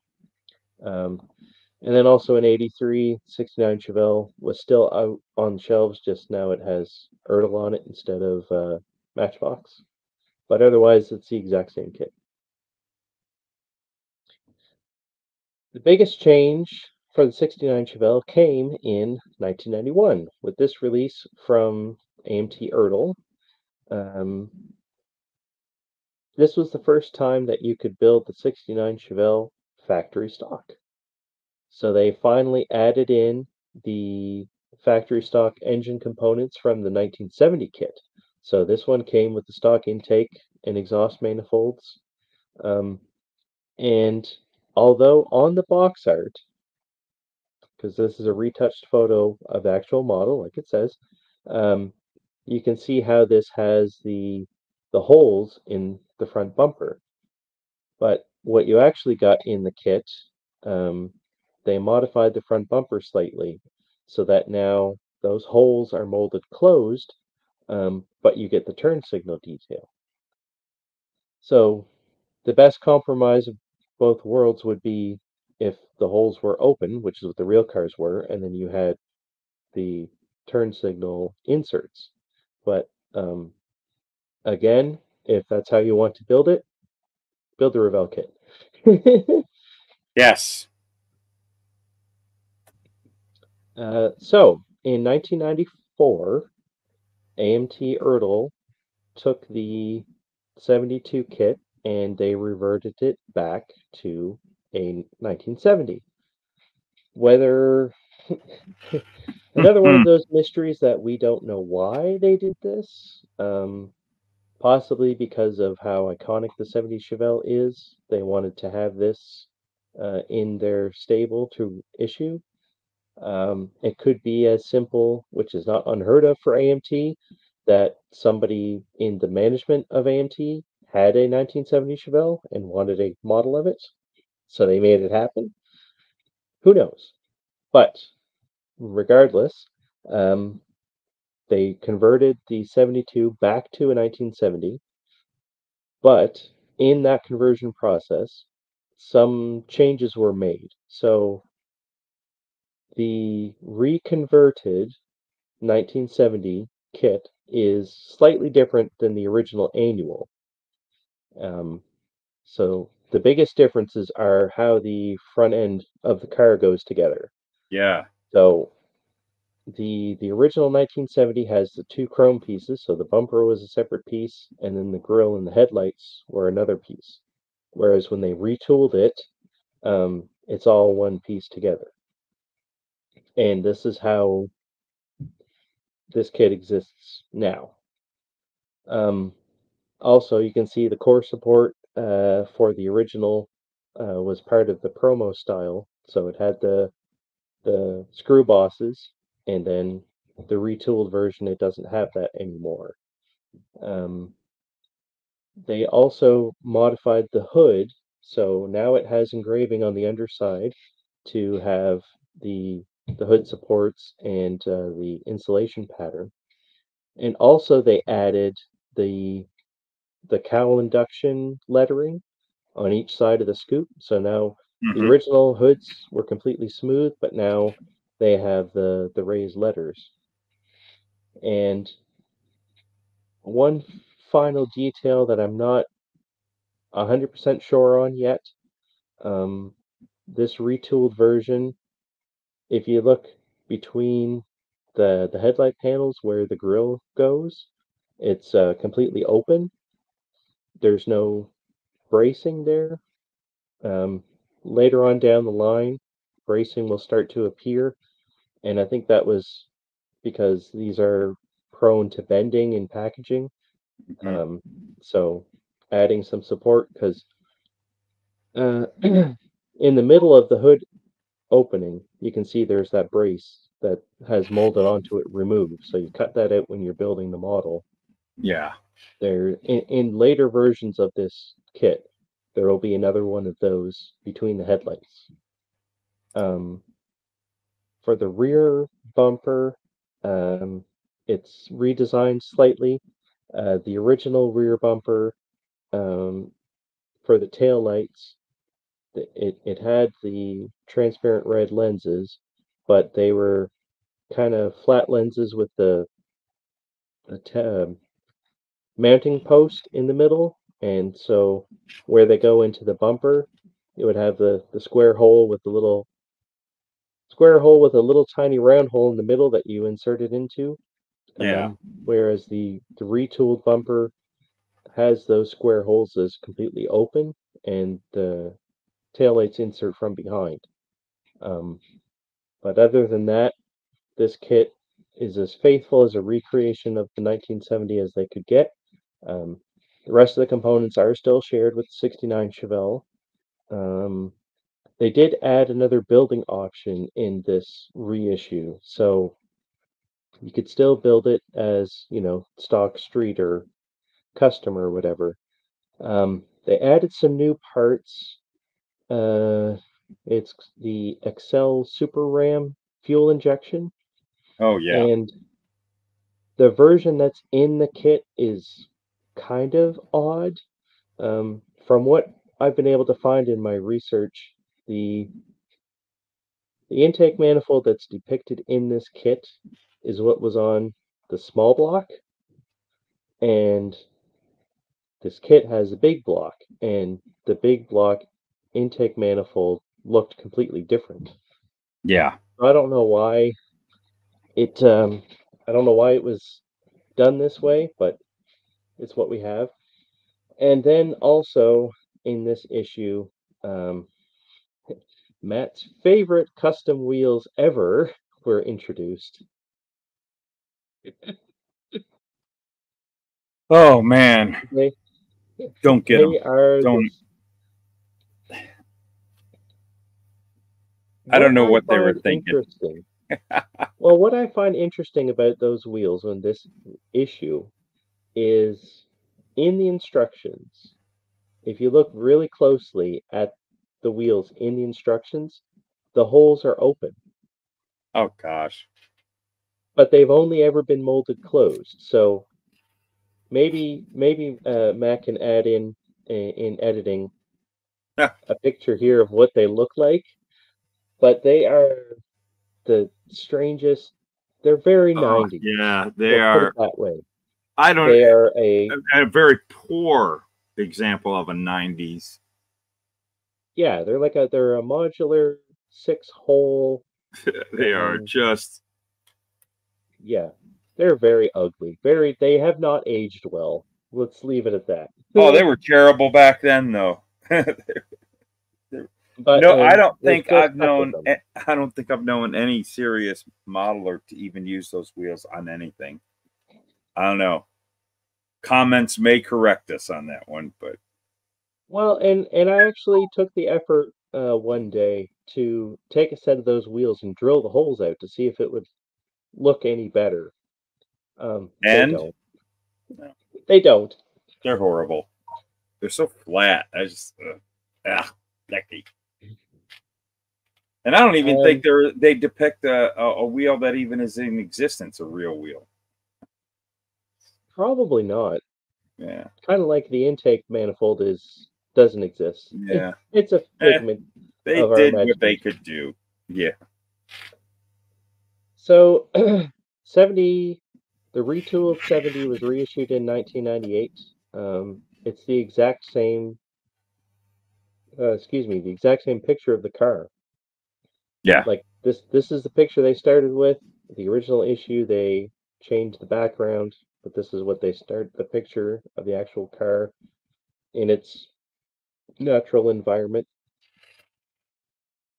Yeah. So another change of ownership happened in the late 90s. AMT was gobbled up as part of a large conglomerate of companies, and the owners of the brand, how shall we say this politely, they weren't necessarily interested in model kits that much. They were more interested in how much money they could make from it. So for the next decade or so of the timeline of these kits, there's a lot, and I mean a lot, of reissues. And this is part of the reason why it took so long for this episode to be in production, is to try to track down all of these reissues. Yes. So as part of this era, AMT Ertl had an arrangement with Walmart to provide them with a certain amount of kits every year. And that's why some of these kits, the ones that were Walmart exclusives, are only branded as AMT, whereas every other market it was AMT Ertl. So as part of this, they had the Pro Shop series, which were pre-painted kits, and like everything in the kit was already painted. So the body was already painted, the stripes were put on it that you see on the box art, and all the other parts on the trees. You just had to snip them off the runners and glue it all together, and you had yourself kit. Oh, so yeah. they used the they used the same box art for all of these, but there was 4 different versions, but 3 stock numbers. Again, hard to keep track of, but yeah, there are various versions of these. They were just churning these out. Right. You could get it with either a blue exterior with blue interior, black exterior with a gray interior, and then another version in 2001 that it had the same stock number, but it could either be a black car with white stripes or a silver car with black stripes. And then the interior, I think for both of these was gray. It's hard to find any pictures of these, and then when you do find pictures of them, it's just of a sealed box, so you only see the body, because like these boxes have a window in them, and the body is all you can see, and then you have to open it up and dig through it, and you can see the rest of the contents. So trying to find a picture of an unassembled kit with all the trees out is difficult. So I'm not 100% sure on what colors were the interior. At the end of the day, it doesn't really matter. If you get one of these kits, good luck stripping the paint. Oh, that paint. With it. I don't know what they painted it with. And you can't paint over it too. I tried painting over it, or tried clearing one once, and it just went. Modern paint strippers that are currently available don't work. No. Yeah. Yeah, it's a bummer with those. So, as part of the Walmart exclusive line, they also did an undecorated glue kit of the 70 Chevelle with some very jacked up suspension. I don't know what happened to this poor kit. Was the kit actually screwy like that, or is it the same old suspension? It's just the box art cars nutty, or it's just the box art car. Like the built up does not look like that. Okay. So what are we looking at here, Matt? Oh, here we go. This thing. This is what creates why we brought in the MPCs. Yes. Yes. So, for 2002, somebody at AMT had the brainwave to take the current 1970 Chevelle that was converted from a 1972, that was originally updated from a 1970. So this poor body mold started life as a 1970 Chevelle, updated to a 71, updated to a 72, backdated to a 70, and now it's been backdated, upgraded, words. Updated to a 72. They created a 72 Chevelle out of this body mold. But what you see on the box is not what's in the box. Nope. On the box, we have here the MPC 1972 Chevelle. That's a slasher right there. It is. Wheels. It's very strong clues to why this is the MPC. If you look at the pattern on the turn signals on the box art of the AMT and this picture of the slasher body, you can see the pattern of the turn signals is the exact same. If you look at the grill here from the slasher to what you see on this box, it's exactly the same. And here, if we compare the red car to the box art, you can totally see it there. Yeah, it's exactly the same. So the body is not as bad, but here are these little headlight fender bits that you were discussing. They brought those back, so it changed the hood. Yes. Upside on this, the upside on this is the blinkers are actually separate. There's a pocket in there, and the blinkers are now lenses. Are on the clear tree. This is what I present to you as evidence for that these are the exact same body. So, you can see how the tab here behind the window where the interior mounts in, the original 72 had the standoffs for the chassis plate to mount to. You can still see the outline of where those posts were, but they've been removed on this body.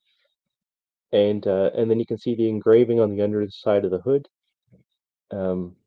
The original has the scribe lines to cut out for the hood scoop, whereas the retooled version doesn't. And you can see on that hood, you can see that the one on the right, the retooled one, the sides of the hood are actually shorter.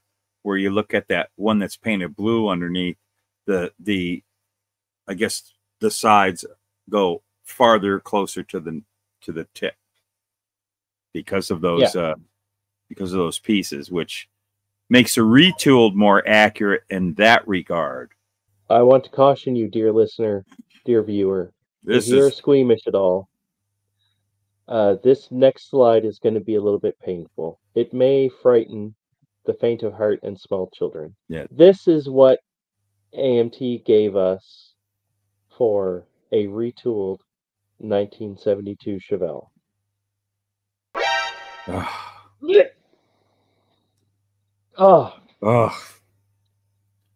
This is why. On the left, you can see the original version of the 1972 Chevelle grille that AMT tooled, and the person that designed this tool and etched it into the steel had knowledge firsthand of what the actual car looks like. On the right, we have the retooled version of this grille that was done by somebody who was told about what a 1972 Chevelle looks like. Because keep in mind, this was done 30 years after the car was new. So they were not as plentiful, and the tooling was probably done by... It could have even been done by somebody that was born after 1972. Who knows? So they've never had any first-hand experience with the actual car. The only thing that this grille has going for it is that it has clear headlight lenses. I guess. But having them side by side like this, you can really see how bad this looks. Like the overall height of the grille is like 1.5 times as tall as it should be. The grille pattern is so far off from what it should be. Like it's just like a straight egg crate pattern. You don't get the distinctive grille bars on each side of the SS emblem. It looks like a truck. There are I don't know what kind of truck, but it looks like a truck. And then the gigantic, oversized carriage bolts. Like I think in scale, if you were to measure those out, those would be like 3-inch diameter. Oh my gosh! Carriage bolts on that poor bumper. Yeah, that's. Yeesh. That was boo, boo, boo. AMT. But you want to know the good news about this? There is a happy ending. Oh, thank goodness. It doesn't exist anymore. Thank you. So let's try and look at the other end of the car and see what they did. So at the top here, we have the original 1971 bumper. As I had mentioned before, there is no SS emblem. The 1972 bumper, the only thing that changed was they added the SS emblem. And then for the retooled 1972, the SS emblem is back, but it's like it kind of looks like it's raised on a square platform of some sort. It doesn't look right to my eye. And then the other big difference is that in the original kits, you had the bumper that mounted to the body, and then underneath the bumper there was a separate valance panel that you would glue in. Whereas when they retooled it, they integrated that panel into the bumper. So to build this accurately, you would have to mask off the bumper and paint that bottom part body color. But the other redeeming factor that this rear bumper does have, so to create a more accurate 72 Chevelle, you do need to use some of the components from this retooled version. So the license plate area on this retooled bumper is far more accurate to what the real car is. So originally when they tooled these, they just had a straight square cutout for the license plate. The real cars had this more of a gradual scoop out, because keep in mind, you still needed to have a space in there for the lights to illuminate your license plate to be legal. And it just, best case scenario is you kind of have to do some kind of a blend of the two. And then the retooled body is kind of like the hood and the front are a bit more accurate, and then you have your separate lenses. But if a certain resin caster was to offer copies of the 72 grill and to fit this retooled body, it would be the bee's knees. Yeah. I don't know how I feel about this. I mean, honestly, I think the retooled bumper is a heck of a lot more accurate. I just hate that they molded the lower valance in. That just kills it. But then what do you do? Because you go and cut that off, and then you don't have the lower valance for that kit. And then you got to try to source a lower valance from one of the earlier kits. It just becomes a mess. Because now the 70 kit, do you know, does the 70 kit have the lower valance, or does it have? Sorry, I forgot to mention that. Yes, so the original 70 kit had the chrome bumper and then the rear valance panel underneath. When they retooled it from the 72 back to the 70, the rear valance was part of the bumper, so that's all one big chrome piece. So that's when that first happened. That was the early 90s version of the 70.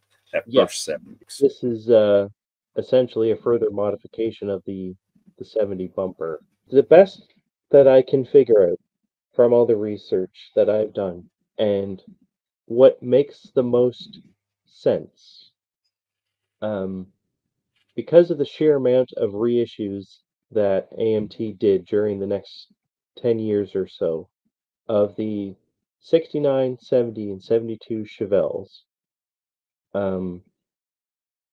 there are more issues of the 70 Chevelle coming and issued the same year and on the shelves at the same time as the 72. The only thing that makes the most logical sense from an investment standpoint, from a business standpoint, is that AMT ran a lot, and I mean a lot, of 1970 Chevelle bodies and had them in stock. Then they retooled the body to a 72 and ran a whole bunch of those. And then they would swap back and forth between which ones they would actually put in the boxes. The only other explanation is that somehow this tooling was modular and that you could swap it back and forth between a 70 and a 72. But given the current state of the tooling today, that doesn't make sense. So going by Occam's razor, the most logical explanation is that they ran a whole bunch of them and had them in inventory and then just did some reissues. So yeah, that's a weird one. The next bunch of reissues happened, in quick succession. Some of them were Walmart exclusives, some of them were just general retail. And during this period of time, what you saw on the box was not necessarily reflective of what was in it, which is, the whole genesis of this episode. The box art was the MPC Chevelle. The inside of the box was the AMT. There are other versions, other instances of this happening during this time period, but that's a story for another episode. All right, so 2002, the 69 Chevelle came back. This is a straight reissue of the 1991 release. Nothing else has changed. Still has the factory stock building options, and even though this box art shows the grille with the holes in it, or the bumper, sorry, with the holes in it, what you got in the box wasn't that. 2003, 72 Chevelle's out again. Same MPC box art, not what's in there. This is the only one that was any different plastic-wise. With everything else, they're kind of molded in a very distinctive color that I call AMT gray. If you see this plastic, it's very indicative of AMT of this time period. This one here, though, was molded in red, and it included the paint, glue, and a paintbrush. So what you want to do is, if you buy one of these kits, you open the box, you take the glue and the paint and the paintbrush, and you throw it out. Don't even try to use it. It is doo-doo. Don't use it. That's the only difference with this one. 2004, back to a 70 Chevelle. This is actually a retouched picture of the last 1970 box art. It's still got that nasty squat on the suspension in the rear. They just photoshopped the box art to go from a red car with black stripes to a blue car with white stripes. Other than that, it's the exact same kit. 2005, we have the 69 Chevelle back again. 2005, now we have a pre-decorated version of the 72 Chevelle. And they only ever did this as the one color. So it was the yellow with the black stripes. And this gives you a better idea of what the boxes of the 70s look like. So you had the little window with the body in it, and you couldn't see the rest of the kit. So this was the only pre-decorated version. I'm sorry, viewers, that, I mean, I have one of these. So because I have to see this, you have to see this too. Another example of somebody out of their minds at AMT designing wheels. And tires. Those tires are... Boy. Yeah. Anyway, less said about that, the better. 2006. 72 Chevelle, back again. Return. Same build up of the Slasher. 2006, the 70 again. 2006, Chevy Thunder. All in the same year. You got the 69 and the 70 and the 72. Like I said, the only thing that makes sense is that they had a large inventory of the 70s before they retooled it to the 72. Yeah. Yeah. I don't know. That is so strange. And then here we have the 70 once again. AMT Ertl 2007. And this was the last time that at this time, AMT, Ertl, and MPC brands were all owned by a company called RC2. And they're the ones that had the agreement with Walmart for the exclusive kits. And the whole huge run of yeah, anyway, like I said, that's a story for another episode, whether it's one of our episodes or it's an episode that I do myself. But anyway, so the tooling kind of disappeared for a little bit. So from 2007 to 2013, we didn't have anything. In that intervening years, AMT was the brand was licensed and then acquired by the current owners of the tooling, which is round two. So in 2013, they brought us back the 69 convertible, which is only the second time that the convertible has been issued as a glue kit ever. So the big difference between this reissue and the Countdown series reissue is that this one has the factory stock building parts that the 1991 reissue of the 69 had. So you have the stock manifolds and air cleaner and everything like that. The rest of the kit is shared with the most recent 69 hardtop. And then 2014, for the Jack Reacher licensing that they had, they took the 72 Chevelle and put it out of its misery, converted it back to a 70.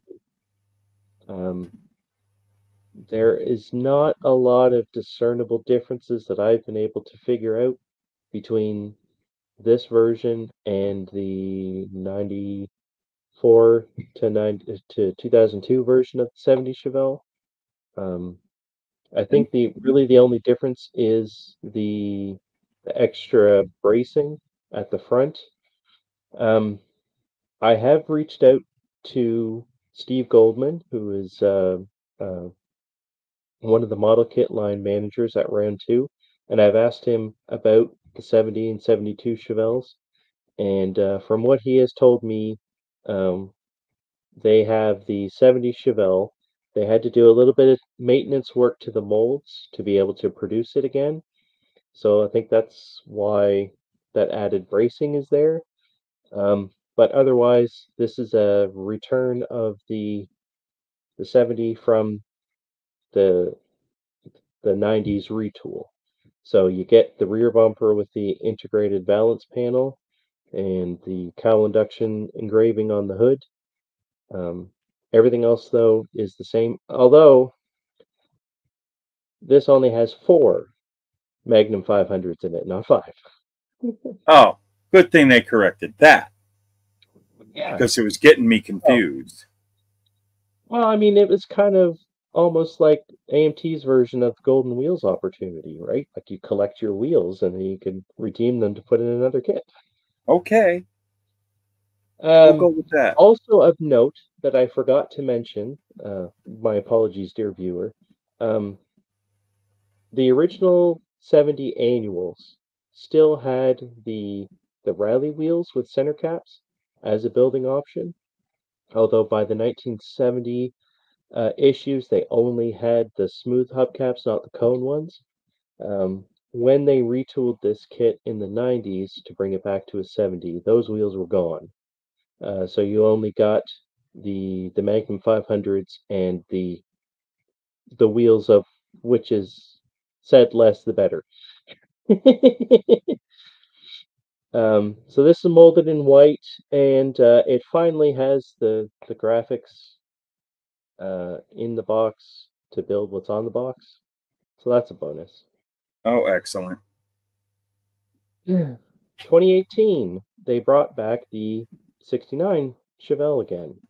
This is a retro box art release that uses the box art from the original annual, but they did some touch-ups to it. If you were to compare this side by side with the original annual, you will see that the vent windows are gone. And as part of that process, as they were retouching this image to remove the vent windows, they kind of had to draw an entirely new interior. So the original box art had the roll bar that you could see. This one, you can't see the roll bar. I mean, it's still in there.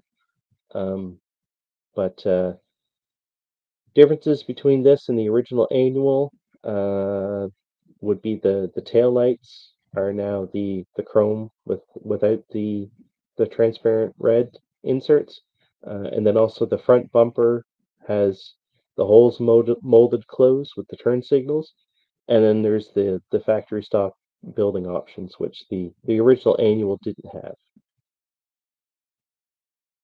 2019, we got the 70 Chevelle back. This is mostly just a straight reissue of the Jack Reacher kit.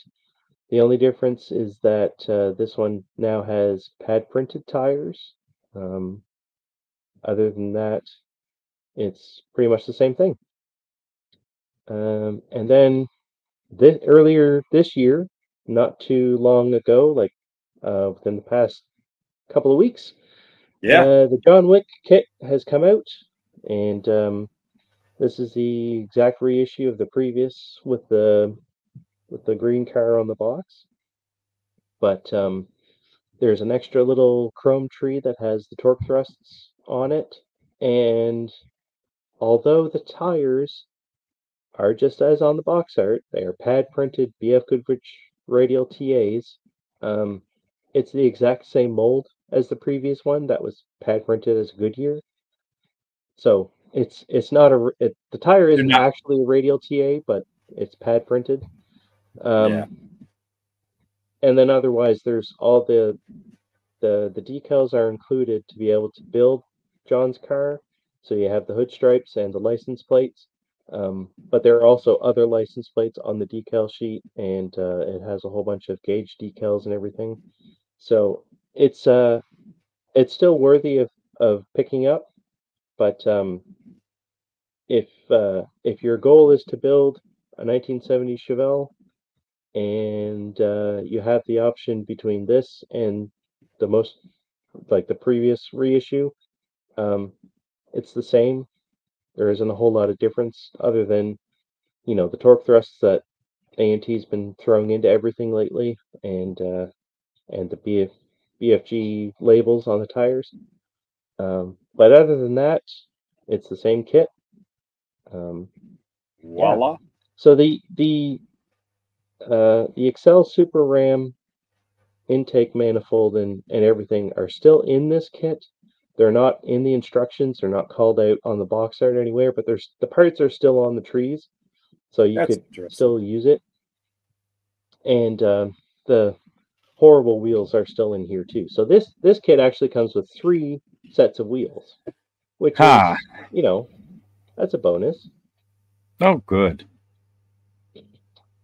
Now, later this year, not sure exactly when, but there was an announcement made at NNL East this year. Starting at NNL East is when we first saw it, and it kind of got us excited. Yes, or scared. We were excited and scared at first. That was the nugget that started off this whole episode. Yeah, this is what got us going. Wanting to do this as a topic. So, and at NNL East, test shot was on the display table at the round 2 booth. Ta-da! The MPC Chevelle has returned. Yes. Now, you can tell by,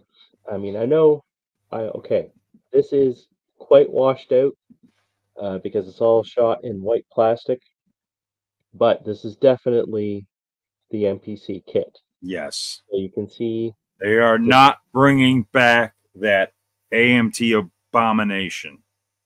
No. You can see the grill proportions. It's correct. It's the same as the. Well, and if you were to compare this with the built-up box art on the AMT 72 Chevelle box and the red car box, you can see that it's the exact same. So the grill is built the same. The wheels are the same because those wheels were never in the AMT kit, even though they were on the box. So the whole time that second version of the 72 AMT Chevelle always had this car on the box art, the MPC slasher. But now we're getting that kit, and I imagine that they're going to be doing that retro slasher box art. Yeah, well, is cool. It's labeled here as the slasher. It hasn't shown up on any of the wholesalers yet on their list, but in talking with Steve Goldman, this is indeed the MPC kit that they resurrected. Probably marketed as a slasher, as that one seems to be the most memorable version of it, probably because it actually has a name, unlike the red car did. That what they have been noticing is that particular kit has been on eBay going for ridiculously stupid money, and right. Round two, where I definitely commend them for this. They watch this, as they have said, they watch the secondary market. And if there is a kit that's going for ridiculously stupid amounts of money, and they can either retool a few things for very minimal investment, and they can bring that thing back, as they did with the wonderful Pro Stock Vegas and many other kits, to kill that ridiculous secondary market, they're going to do it. And that's what they're doing with this. And on another quick note, I'd like to say, because I've owned a few 72 Chevelles, so I had bought up quite a few 72 Chevelles over the years because I like them. I always liked, and I was so glad to get a hold of the slasher and the red version, was it also didn't have the wheel well molding like the AMT kit. Right. I hate wheel well molding. I like the smoothed out thing. And it just made the body look just cleaner. And if you look on that old box art of the horrific AMT, it doesn't have wheel well molding. So that was another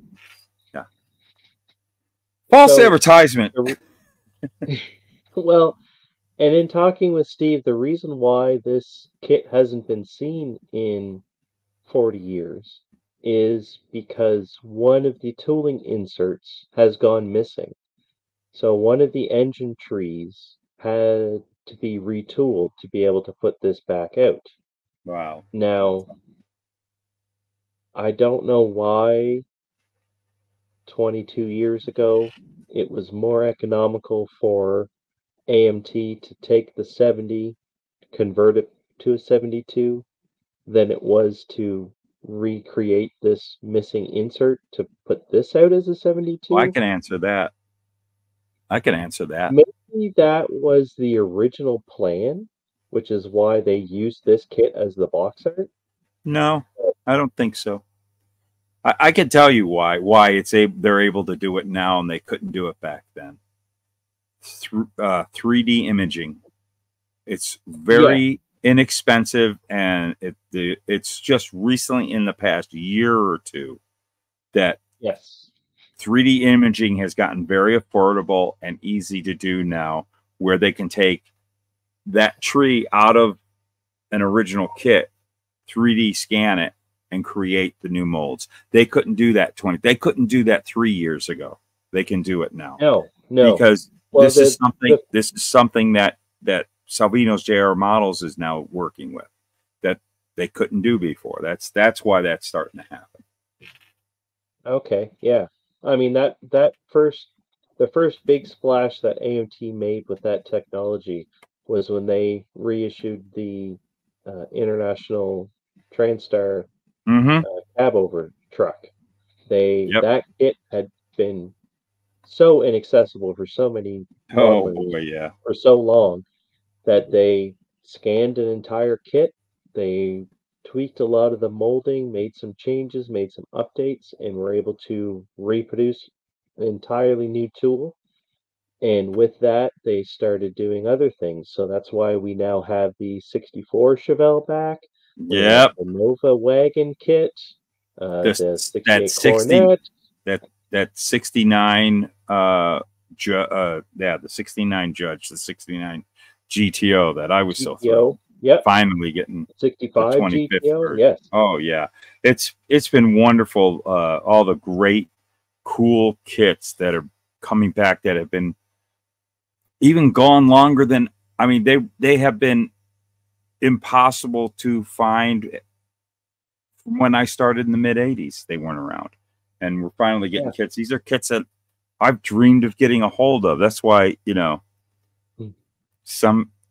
being someone who's been in the hobby for a long time, and we're into this, and same with you, is some of these people that get so upset, or they have such a issue with these new kits coming out, of how they're doing it, is it's like the most economical way to bring these back to us.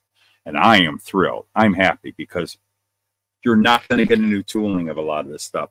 There's just not enough meat on the bone when you're going to invest $250,000, $300,000 into a completely brand new tooling. You got to really pick and choose what you're going to grab. And some of this stuff, although is popular and it's great, it's just not that big of a seller to invest that big of money. So let's be happy with what we're getting back. I am certainly looking forward to this kit coming out. Oh yeah, I am too. That is so cool. I could have cared less if they would have done the engine or not. It's cool, and I understand that they probably need to for that kit. But if they've had all the tooling all this year, I'd have been happy with this kit to come out without an engine. But hey, this is cool, man. Here you are, guys. This is a very cool 72 Chevelle kit, and you're going to have everything. It's not a curbside or Craftsman series. No, this is the full detail MPC kit. Yeah. It's beautiful. Expected by the end of this year. That's always subject to change. It could be early next year. We shall see. Yeah, absolutely. But current estimates have it as Q4 2024. This should be, if not available to purchase, it's going to be on its way here. Yes. By then. How cool is that? Wow.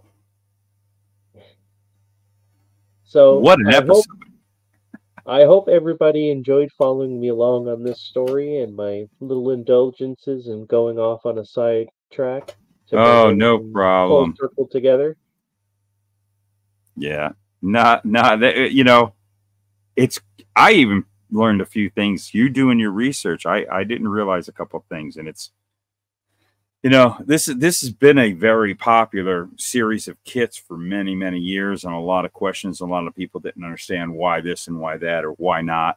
And hopefully we've answered. And if any of you people who have extreme knowledge on this stuff, we have spaces that we're not quite sure about. We say that we definitely want to discuss down in the comments below, as we say every episode. Let's discuss. We love hearing from everybody in a nice, positive manner. You know, please, we are open. We are. This is all about helping each other learn about this for the people that are interested in the whole history of these model kits. We love this hobby so much. We're so into these kits. A lot of us find it very interesting. We have found out, because we were expecting to only have like 3-4 watchers when we started this. And this series has done, you know, we're at our 3rd episode, and these have been going great. So we were really surprised at how many people are interested in this. And this one is a long one. This will be interesting to see, you know, everybody hang out. But there's a lot of info on it. We covered a lot of variations of really 2 different companies, 2 different kits, but they intertwined. It had to be that way.